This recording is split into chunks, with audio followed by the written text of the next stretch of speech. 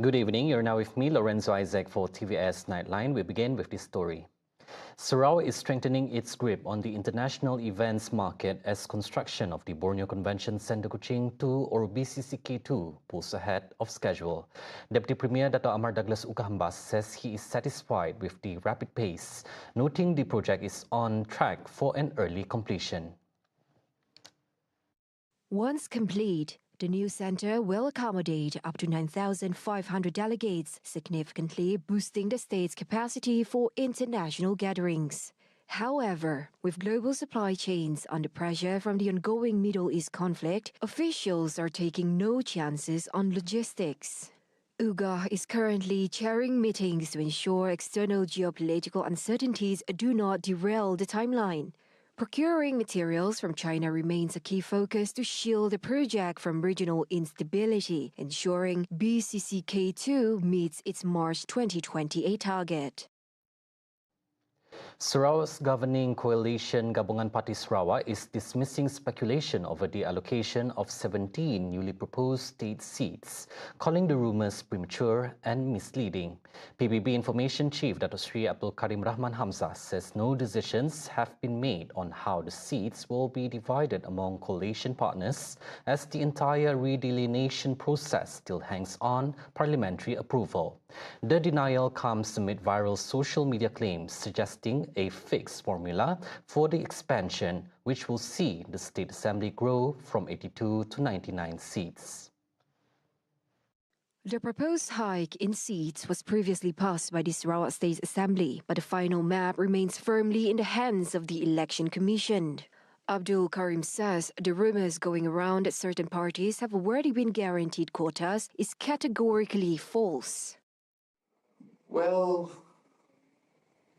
suddenly here comes, ada orang mengatakan bahawa daripada 17 situ, 10 sudah digaranti untuk PBB, 3 untuk SUPP dan sebagainya. I don't think PBB, SUPP has got a stake that way. You know? This is my simple. Kerusi belum ada lagi. I don't even know where ada kerusi. That is why sometimes the social media ni kadang-kadang minta maaf je lah. Benda belum dapat kelulusan yang sepenuhnya daripada Parlimen dan juga SPR. Abdul Karim is urging the public to ignore social media chatter, stressing that field studies by the EC can only commence once the legal framework is clear. In other news, Abdul Karim, who's also the Minister of Tourism, Creative Industry and Performing Arts, says Sarawak remains optimistic regarding state tourism targets despite global uncertainties. The minister warns that the public in the Middle East has the potential to disrupt international travel, possibly impacting arrivals from Europe and the Gulf. There might be a drop, the way I see it. Those tourists from Europe, from the Middle East coming into Malaysia. There might be a drop because of all this. When they cancel their trip to the Far East, for them to come again, you will have to wait for a while. And then even today, you are hearing the airlines are increasing the flights because of the increase in the oil price. Despite the threat of rising airfares, Karim says the state is strengthening promotional strategies through large-scale events. He believes high-profile fixtures like the Rainforest World Music Festival and the Sarawak Regatta remains core drivers, drawing tens of thousands to the stage annually regardless of the volatile global climate. A 22-year-old man is recovering in the hospital tonight after surviving 5 days trapped in the dense forests of Kanawit. Richard Lee Apang was reported missing on March 7 after disappearing into the woods near the Punyulau River, triggering a massive multi-agency search and rescue effort. Rescue teams found the victim just before noon today, locating him roughly 1 kilometer from the command post in the rugged terrain behind a local longhouse. The victim was found in a weakened state but conscious, following an intensive fence search operation involving police, fire and rescue, and civil defense personnel. The search was then suspended due to the challenging landscape but resumed at first light this morning. Apang was immediately evacuated by ambulance to Kanawit Hospital for emergency medical evaluation. The search operation was officially called off at 1 p.m. local time as investigators look into the circumstances surrounding the disappearance. Police in Bau cracked down on a narcotics operation, taking 4 local men into custody following a coordinated string of dawn raids. These suspects, aged between 29 and 38, are in detention after testing positive for both amphetamine and meth.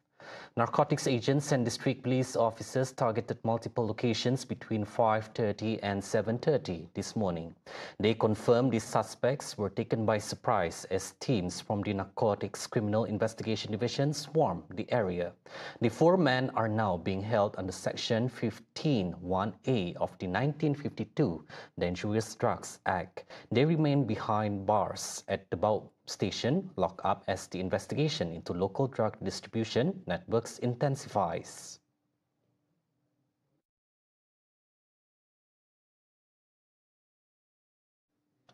The Economy Ministry is closely monitoring developments in the conflict involving Iran to assess its potential impact on Malaysia's economy, including inflation, supply chains, and transportation costs.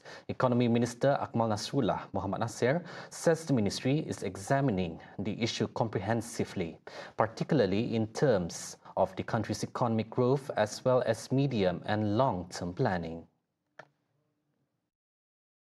Bahawa keadaan itu semua dalam jangkaan dan juga pemerhatian kita. Cuma pada masa yang sama, indikasi yang kita nampak bahawa tidak ada lagi ataupun belum lagi nampak bahawa konflik ini akan berakhir dengan cepat. Dan juga dari segi kesannya itu juga bukan bermaksud selesainya konflik, semuanya kembali kepada normal. Ada perkara yang memerlukan lebih masa untuk kembali pulih. He adds that ministries and relevant agencies are ready to implement operational mitigation measures if necessary, while the Economy Ministry continues to assess developments from the broader economic perspective. At the same time, Akmal says Malaysia's economy continues to show strong resilience based on last year's growth performance. The government is maintaining Malaysia's economic growth forecast for 2026 at between 4.0 and 4.5%, despite global geopolitical challenges and external economic uncertainties.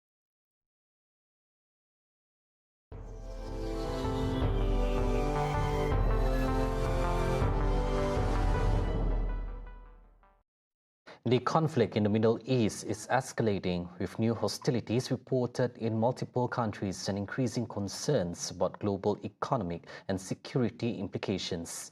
Explosions have rocked key cities and vital shipping routes are under threat, leading to volatility in oil markets as tensions continue to rise across the region. Here are the latest developments.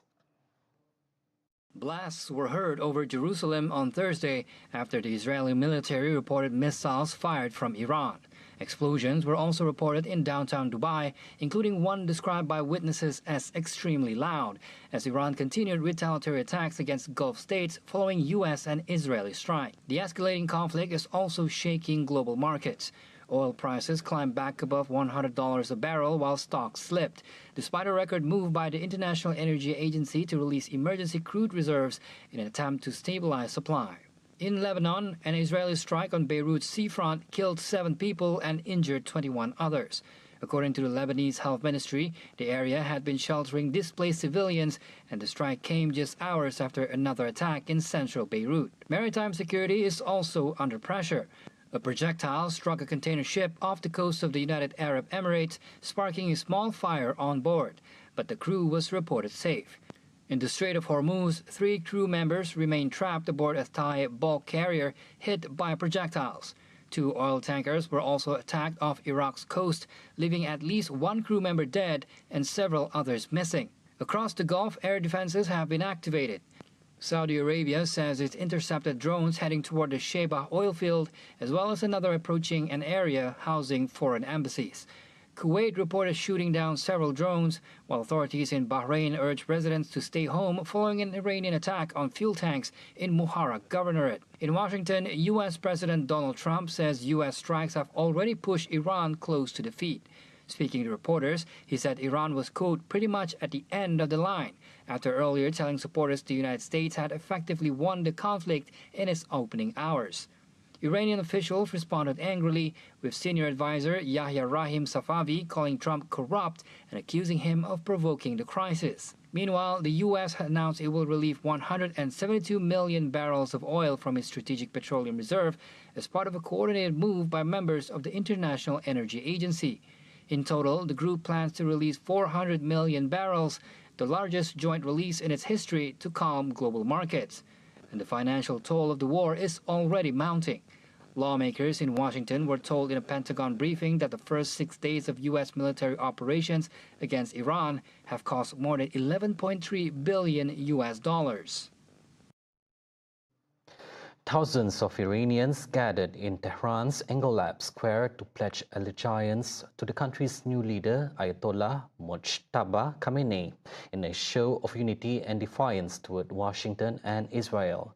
RT's Tehran Bureau Chief Hami Hamidi reports from Tehran. I am now in Tehran's Enqilab Square. This gathering you see here is a rally where people have come together to reaffirm their allegiance to the new leader, Ayatollah Mojtaba Khamenei. They came here answering a call, and the organizers of this rally consider this a battle for the dignity of Iran. The people who have come here have come to declare their solidarity and support for the Iranian government and the new leader of Iran. Here you see people from all walks of life, the youth, the elderly, everyone is here, holding pictures of their new leader. They are out here on the streets. Let's talk to one of them. Why have you come here? Because I want to renew my allegiance to my leader, Mr. Mojtaba. Why have you come here? To celebrate our new leader, Sayed Mojtaba Khamenei.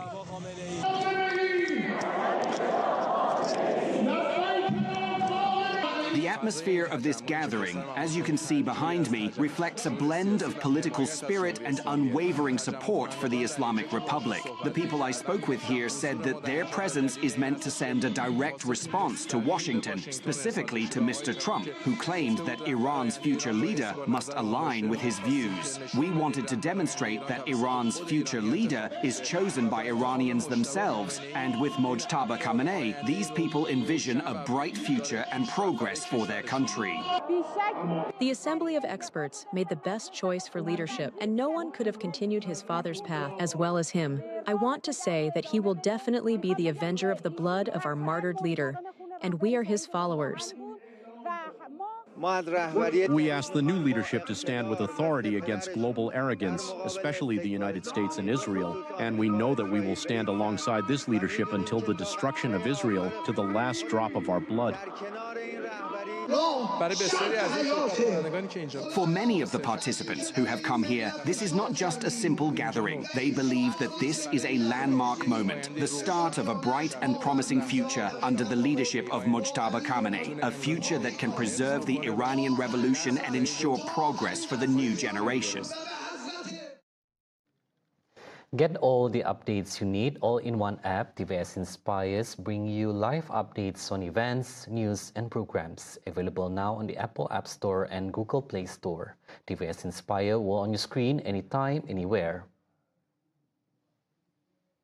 Those were the updates on TVS Nightline. I'm Lorenzo Isaac. Thank you for watching and have a good night.